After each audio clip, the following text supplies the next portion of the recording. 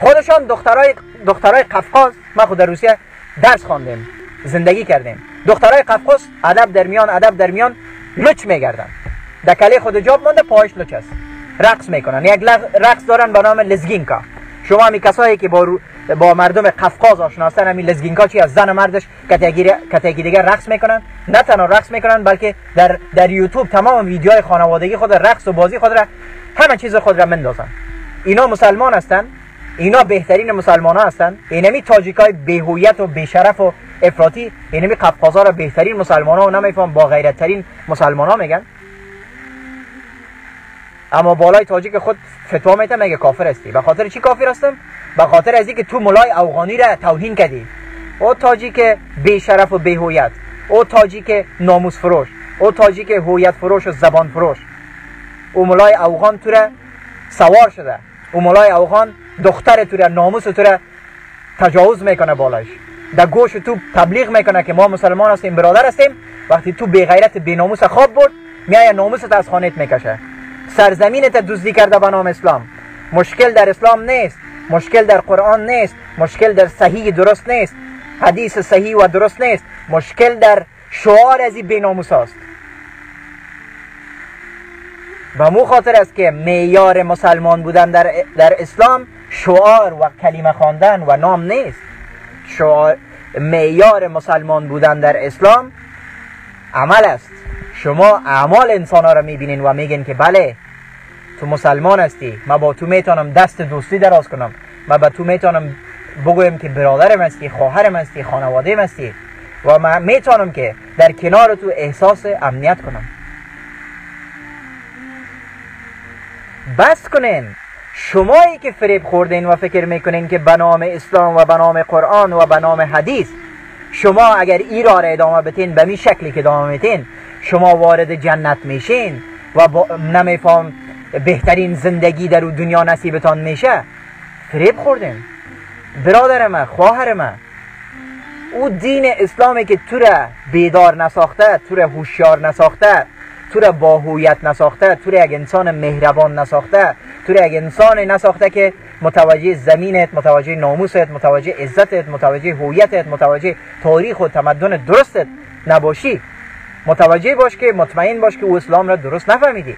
تو اصلا نفهمیدی کدام اسلامه. تو رفتی اسلام افغانی را یاد گرفتی، تو رفتی اسلام ترکی را یاد گرفتی، تو رفتی اسلام نمیفهم قفقازی و کجایی را یاد گرفتی. برای نزید دایره افراطیت، برای نزید دایره دروغ و چال و نیرنگ و نمیفهم افغانیت، برای امروز ما را میکشن به نام تاجیک. امروز معیار کشتن تاجیک بودنش است. امروز معیار کشتن تاجیک زبان پارسیش است. و تو تاجیک ادب در میان دور از تاجیکای با هویت و با ناموس، تو تاجیک بیناموس در پشت 4 تا افغان بیناموس به نام ایاز نیازی، به نام ظاهر دایی، به نام مجیب الرحمن نمیفهم بیناموس و شیطان صفت و طالب صفت میدهی و اینا را نمیفهم شیخ الاسلام میگی. آیا تو کثافت از دین با خبر هستی؟ آیا تو میفهمی که معیار دین و معیار مسلمان بودن 4 تا مولای ادب در میان کون ناششتن است؟ آیا ایره میدانی؟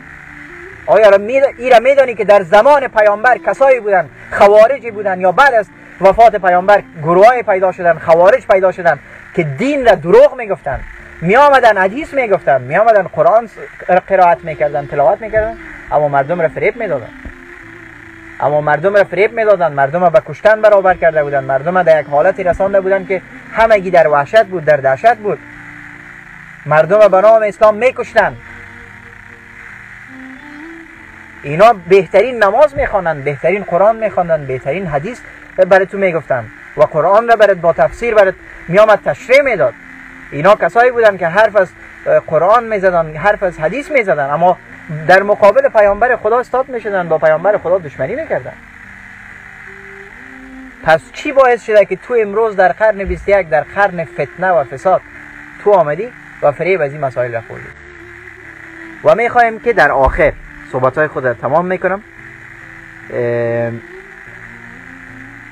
از بعضی واژه‌های مجبور شدم استفاده کردم، مرا ببخشین. معذرت میخوایم. من میفهمم که خواهرای عزیز در برنامه هستن، مادرای عزیز امکان داره که صدای مرا میشنوند در برنامه باشن و برادرای عزیز. ما باور کنین که من علاقمند از این نیستم که حتی اندکترین واژه‌ای که در او ادب انسان زیر سوال بره، اخلاق انسان زیر سوال بره، من از او استفاده کنم. اما بعضی اوقات انسان مجبور میشه.